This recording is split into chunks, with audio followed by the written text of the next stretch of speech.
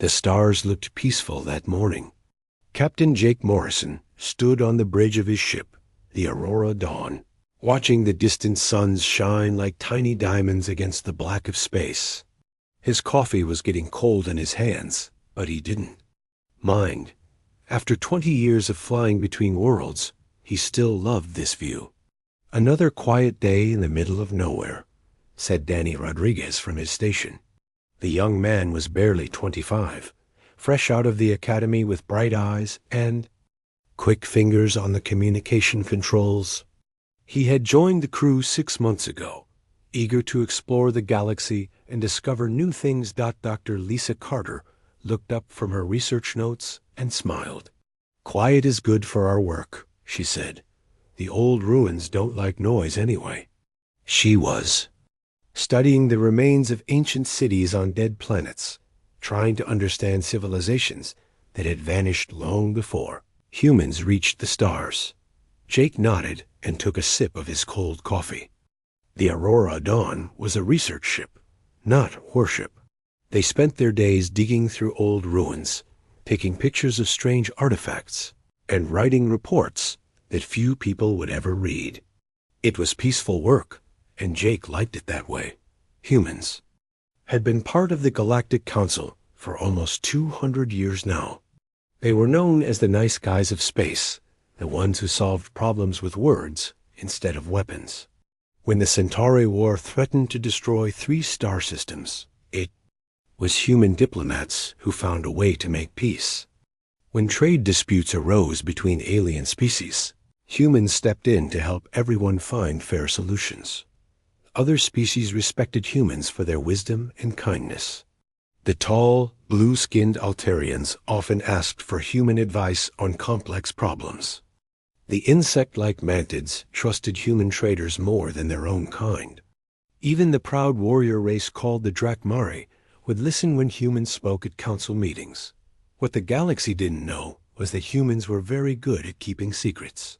"Captain," Benny said suddenly, his voice changing from relaxed alert, "I'm picking up something strange."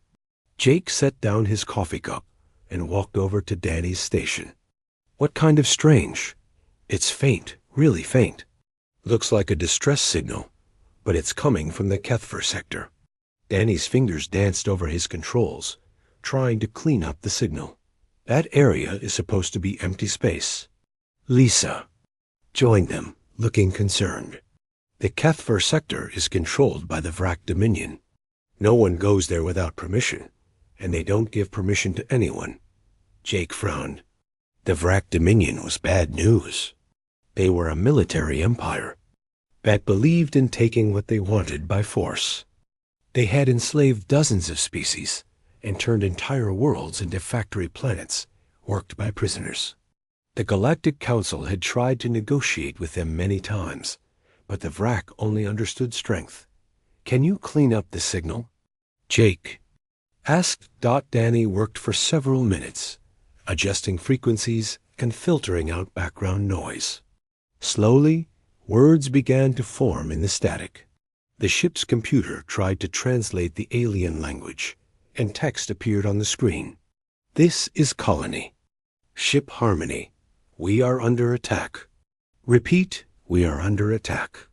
We have civilians aboard, including children. Our engines are damaged. We cannot escape. Anyone who can receive this message, please help us. We are dying." The bridge fell silent. Jake felt his stomach tighten into a knot. He recognized the transmission signature. It was Zephyrian, the crystal-like beings who are gentle and peaceful. They never fought anyone. They couldn't even hurt a fly if they wanted to. How did Zephyrians get into Vrak space? Lisa asked quietly. Jake knew the answer, and it made him feel sick.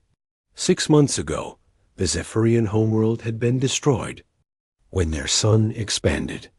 The Galactic Council had granted them permission to settle on a planet in human-controlled space. The colony ship Harmony was carrying 50,000 Zephyrian refugees, including 20,000 children, to their new home. They should have been traveling through safe space routes, protected by human escort ships. But something had gone wrong.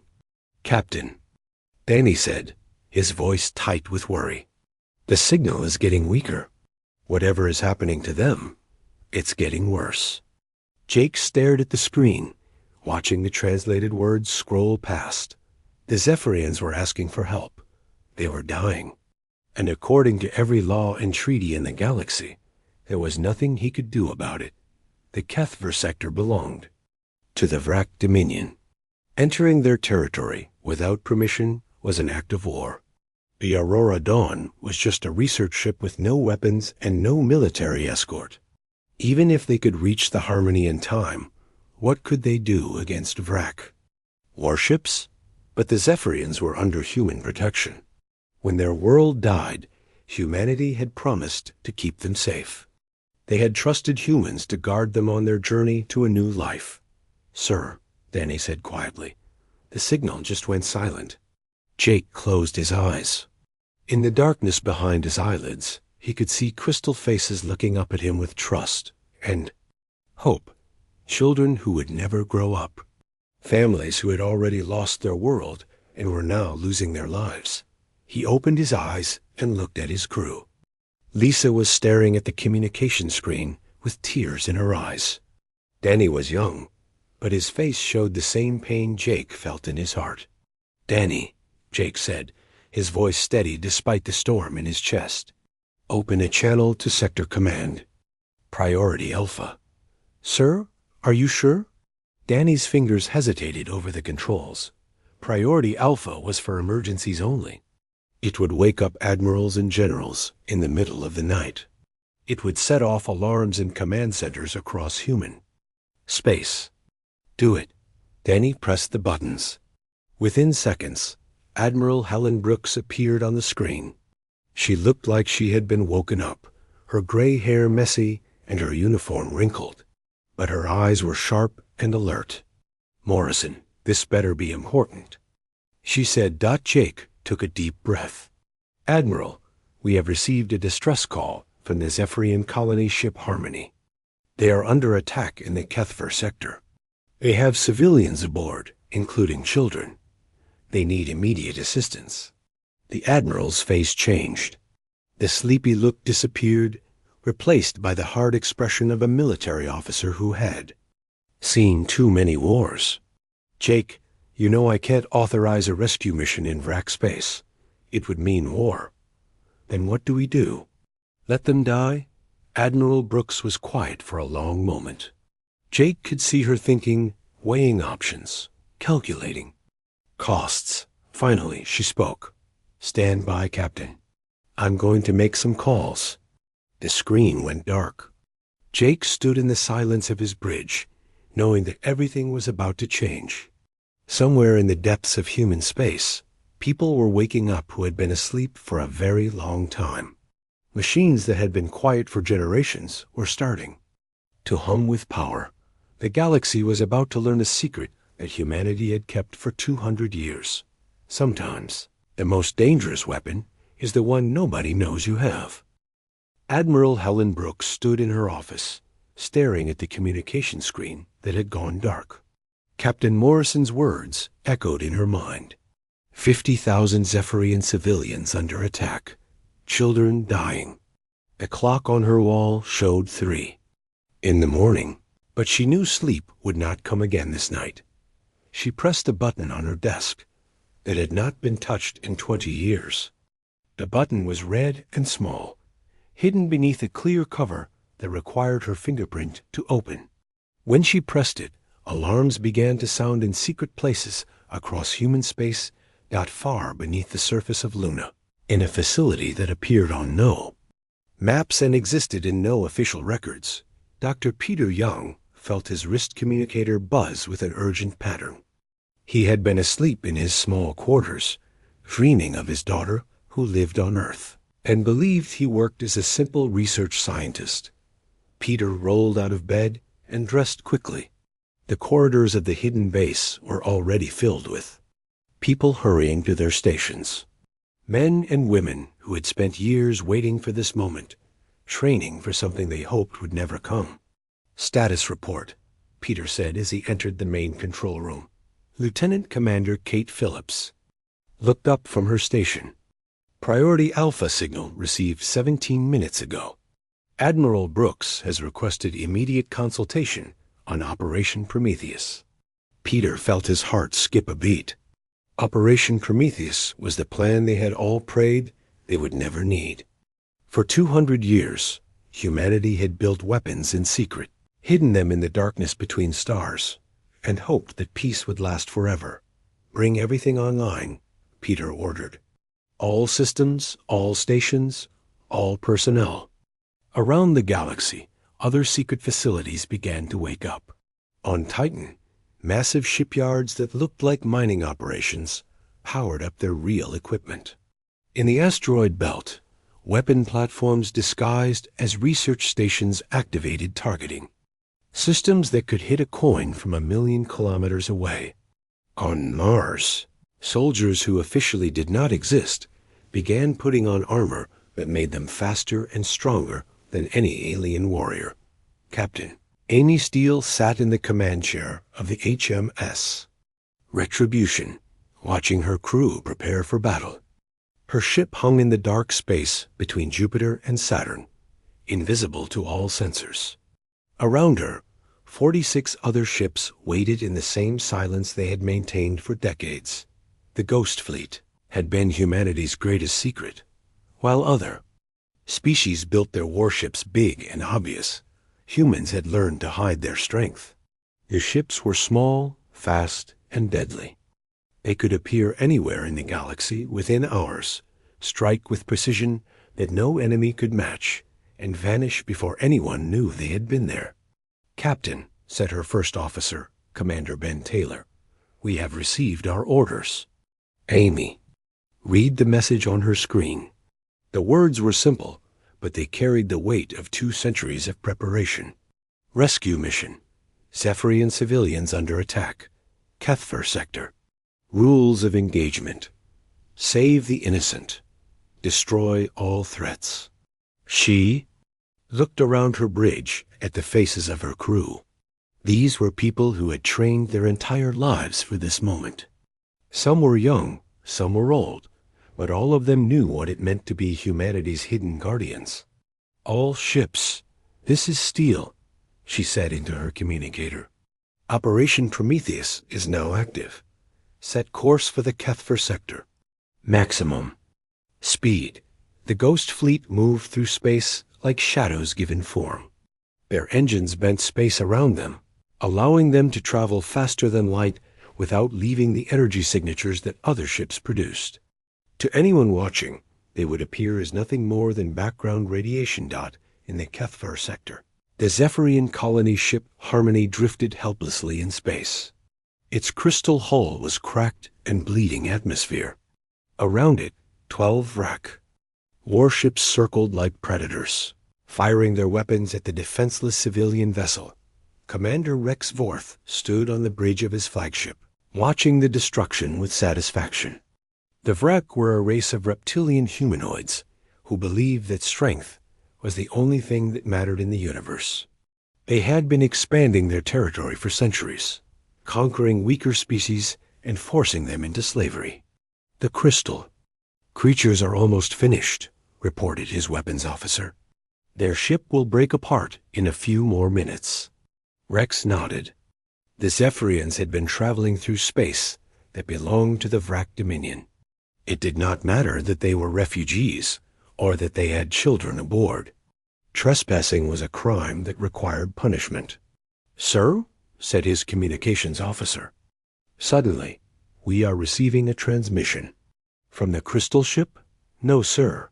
From something else. The signal is coming from." "Everywhere?" Rex frowned. "Put it on screen."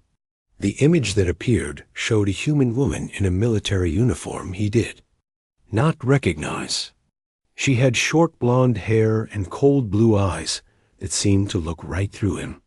"This is Captain Amy Steele of the Human Defense Fleet," she said.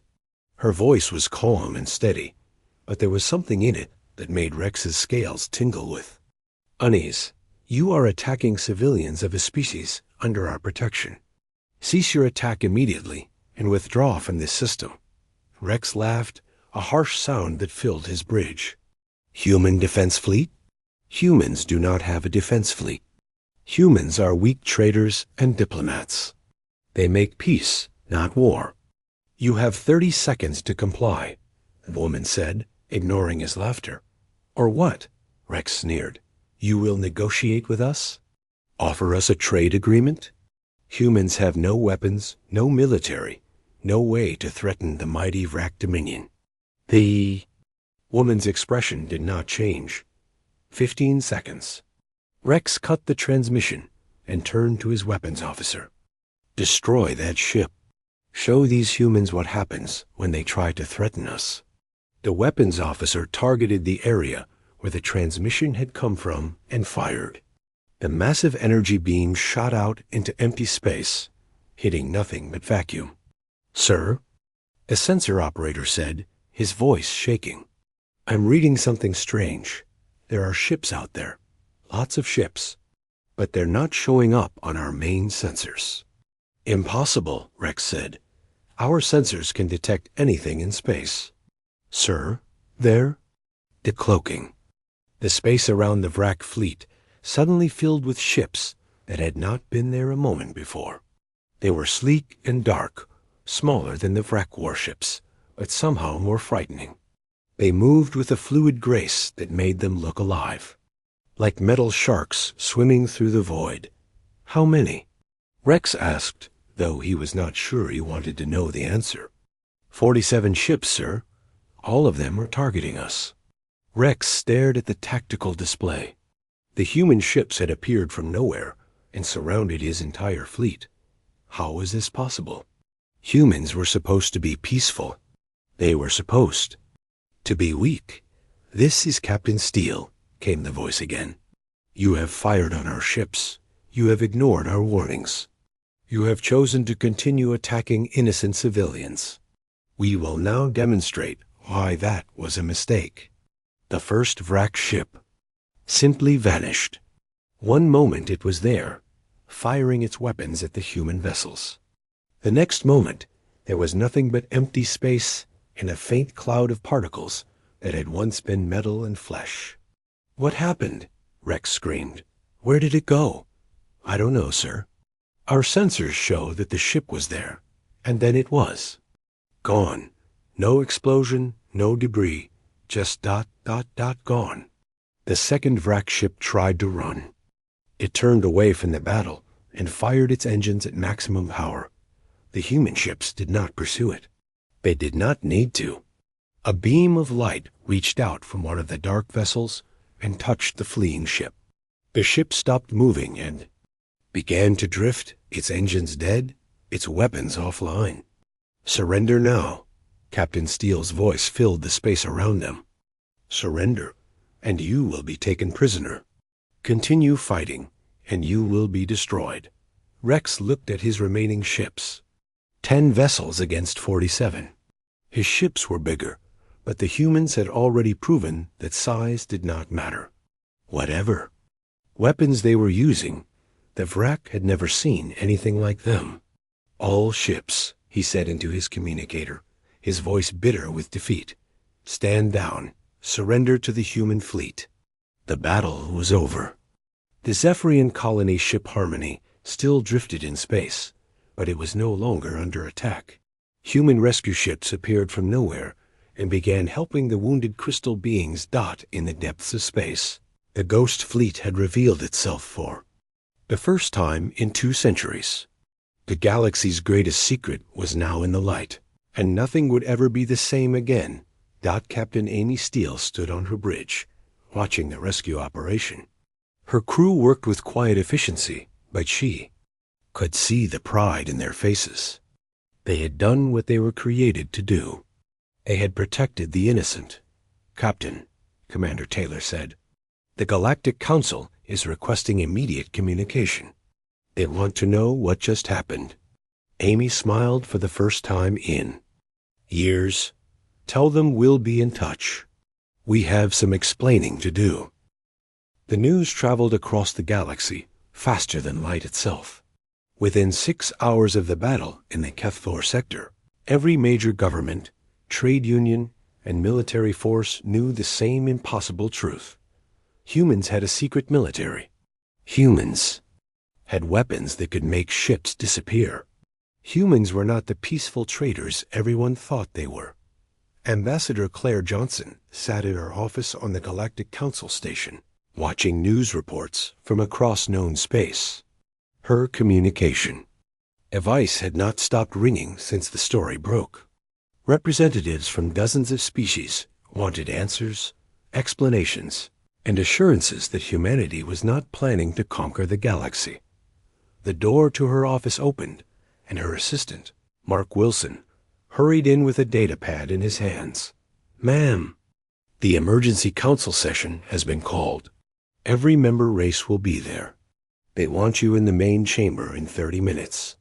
Claire nodded and straightened her diplomatic uniform. She had been preparing for this day her entire career, though she had hoped it would never come. Every human ambassador in the galaxy had been trained for the moment when their species' secret would be revealed. "Have you heard from General Hayes?" she asked. "Yes, ma'am. He will be joining the session by hologram from Earth Command. Admiral Brooks will also be present to answer military questions." Claire walked through the corridors of the council station, passing alien species she had worked with for years. The tall, blue Altarians looked at her with new wariness. The insect-like mantids whispered among themselves when she passed. Even the peaceful Centaurians seemed nervous around her. The main council chamber was fuller than she had ever seen. Representatives from over 200 species filled the seats, their faces showing fear, anger, and confusion. At the center of the room, the emergency speaker's platform waited for her. Claire took her place at the podium and looked out at the assembled delegates. These beings had trusted humanity for 2 centuries. Now they felt betrayed, lied to, and afraid. Councillor Thane of the Altair Republic was the first to speak. His blue skin had turned darker with anger, and his forearms gestured wildly as he talked. "Ambassador Johnson, we demand an explanation. How long has humanity possessed military? Technology beyond anything we have seen? Why did you hide this from the Council? What are your true intentions?" Before Claire could answer, Councillor Zex of the Mantid Collective clicked her mandibles together in agitation. "Our intelligence reports indicate that human ships appeared from nowhere and destroyed Vrak vessels with weapons we cannot understand. This suggests technology that is hundreds of years more advanced than anything else in the galaxy." More voices joined in, creating a chaos of accusations and demands. Claire waited for the noise to die down before she spoke. "Honored councilors," she began, her voice carrying clearly through the chamber. "Humanity has not lied to you. We have simply chosen not to reveal all of our capabilities." "That is the same as lying," Councillor Thane shouted. "You have deceived us for centuries." Claire activated a holographic display that showed the rescue of the Zephyrian colony ship. "We revealed our capabilities to save innocent lives. 50,000 civilians, including 20,000 children, were under attack. They called for help, and we answered." The display changed to show the Vrak fleet surrounding the defenseless colony ship. The Vrak Dominion was committing genocide against refugees under our protection. We had 2 choices: let them die, or act to save them. A new voice entered the conversation as General Nick Hayes appeared as a hologram next to Claire. He was a tall man with gray hair and eyes that had seen too many wars. His uniform was simple, but carried the authority of someone who commanded vast military forces. "Councilors," General Hayes said, "humanity developed advanced military technology because we learned from history. We have seen what happens when peaceful species cannot defend themselves. They become extinct." The chamber grew quiet as the general continued. "When we first encountered the galactic community, we witnessed the Centauri War. We saw entire planets burned to ash because their inhabitants could not fight back. We saw the Draconi Massacre, where 1 million beings died because they trusted others to protect them. Claire activated another display showing historical battles and conflicts across the galaxy. We made a decision as a species. We would prepare for the worst while hoping for the best.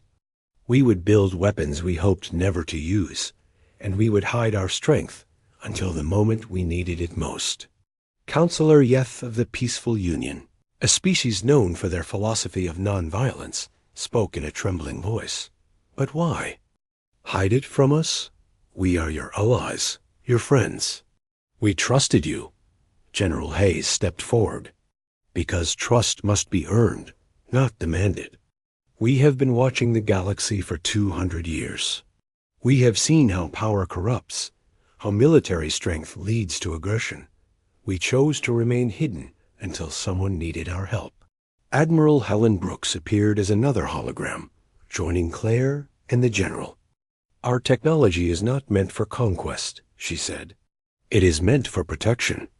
The Jeffrians needed help, so we helped them. If other innocent beings need protection, we will protect them too. Counselor Thane's blue skin grew even darker. And who decides who is innocent? Who gives humanity the right to judge the rest of us? We do not judge, Claire replied. We respond to calls for help, just as we have always done. But now you know we have the power to make our response meaningful. The questioning continued for hours. Representatives demanded to know how many ships humanity possessed, what other weapons they had developed, and whether there were human military forces in their space. Claire and her colleagues answered some questions while politely declining. To answer others. Finally, the ancient Counselor Prime, a being so old that no one remembered his species' name, called for order. His voice was like wind through dead leaves, but it carried absolute authority.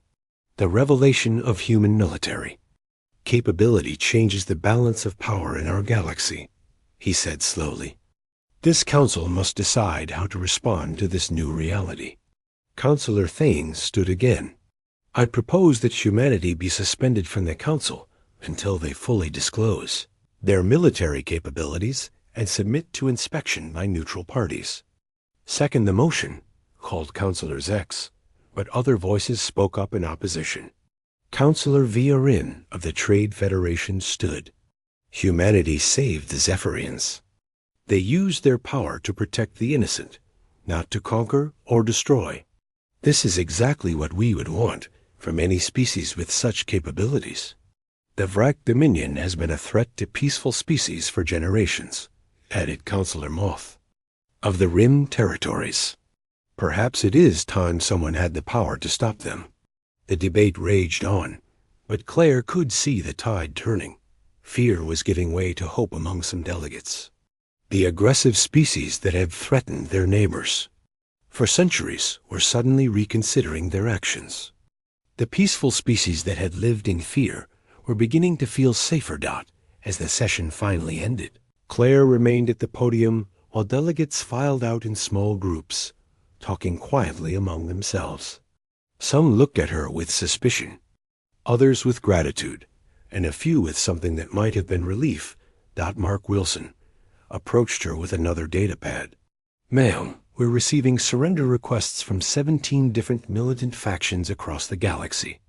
Apparently, they have decided that discretion is the better part of valor. Claire smiled for the first time in days. And the Vrak Dominion? Complete surrender. They're requesting peace negotiations and offering to release all enslaved species.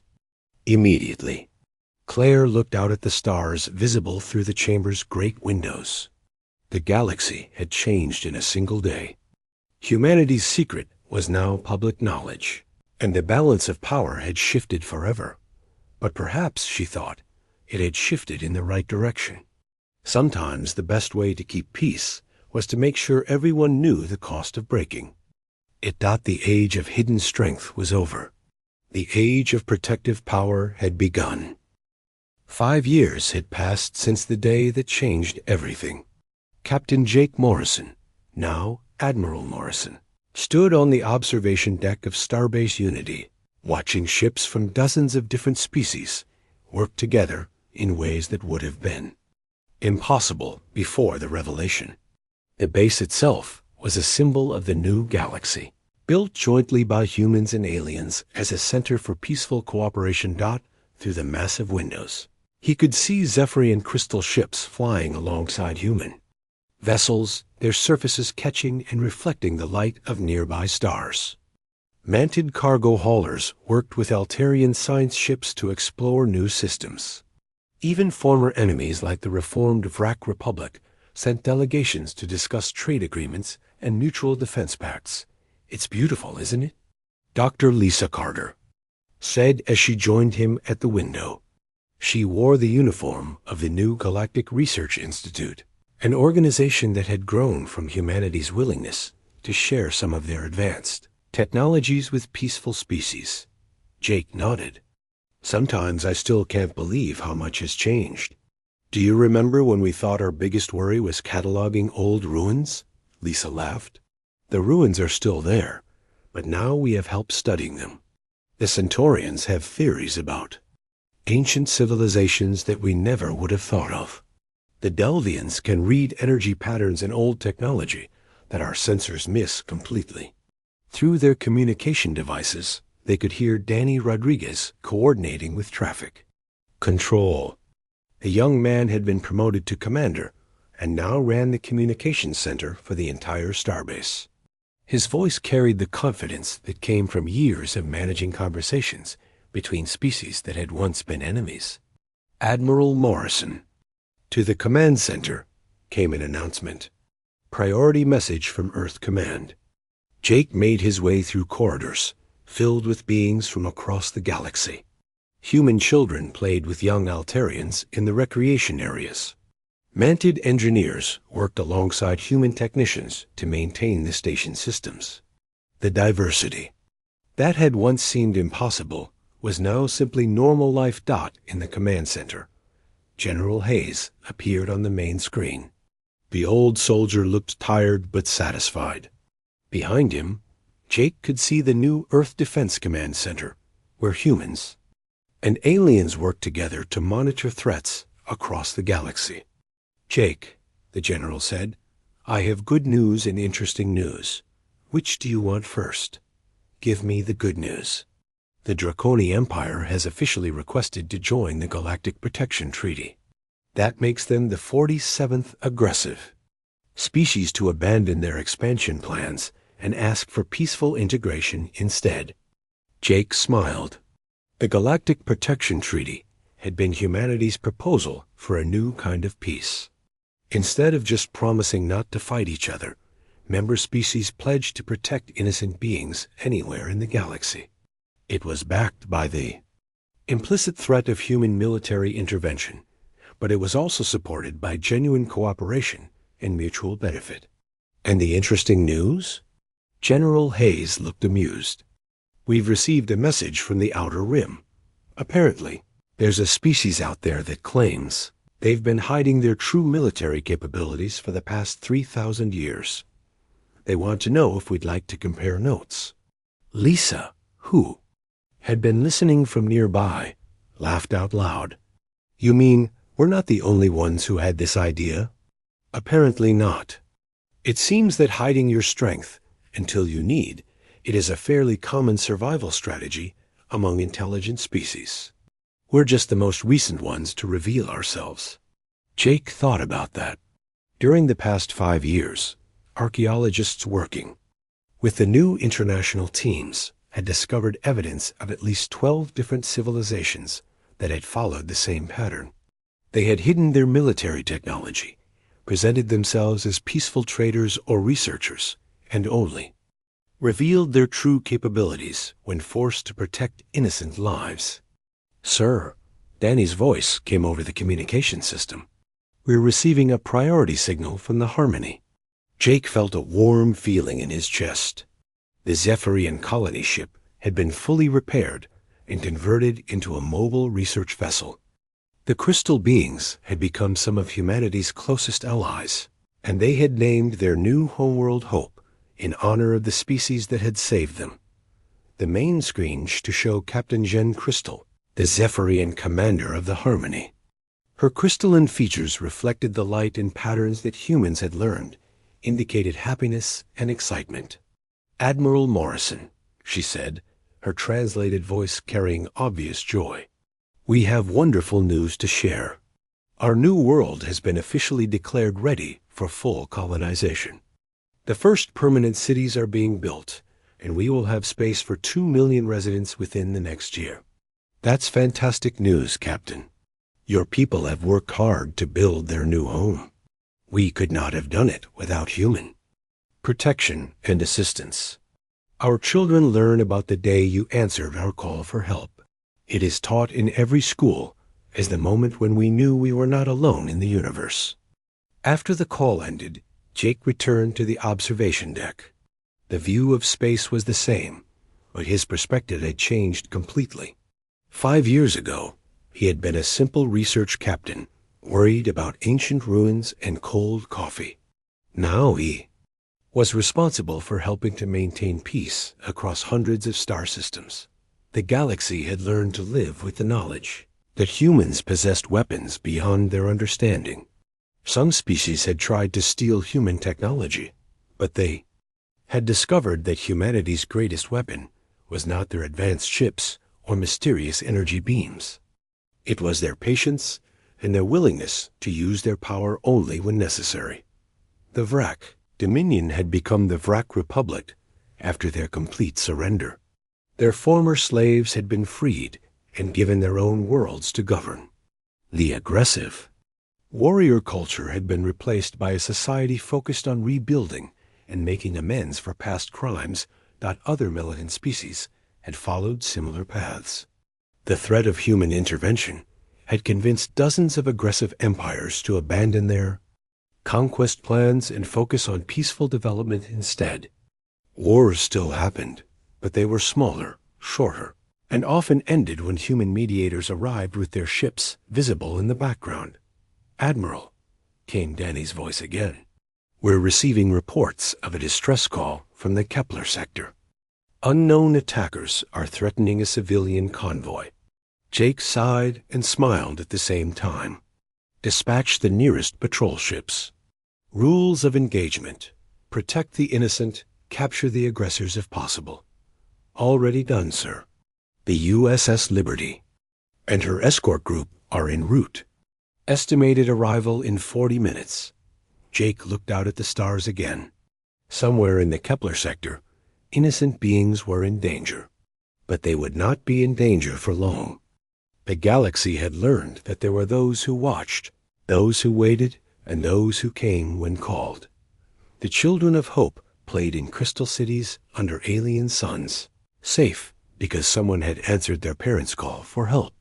Trade ships traveled between worlds without fear because they knew protection was always nearby. Peaceful species developed their cultures and technologies without worrying about conquest because the strong had chosen to protect the weak. Dr. Lisa Carter joined him at the window again, carrying 2 cups of coffee. "Still thinking about that day 5 years ago?" Jake accepted the coffee gratefully. "Every day. One distress call changed everything. Do you ever regret it? Making the call that revealed our secret?" Jake watched a group of young Zephyrians learning to pilot their first spacecraft under the guidance of human instructors. He saw manted artists creating sculptures alongside human painters. He observed former Vrak soldiers working as peacekeepers, protecting the same species their people had once enslaved. "No," he said finally. "Some secrets are meant to be kept. Others are meant to be revealed when the time is right. Our secret was always meant to protect innocent lives. The moment innocent lives were threatened, it was time to let the galaxy know who we really are." In the depths of space, human ships continued their eternal patrol. The ghost fleet was no longer hidden, but it was still watching. In secret facilities that officially did not exist, new technologies waited in darkness for the day they might be needed. The galaxy slept peacefully, knowing that somewhere in the void, humanity kept watch.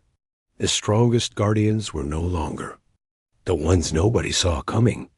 Now they were the ones everyone knew were there, standing ready to answer the next call for help.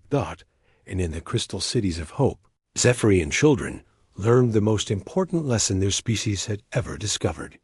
Sometimes the best way to stay safe is to be friends with the strongest protector in the galaxy.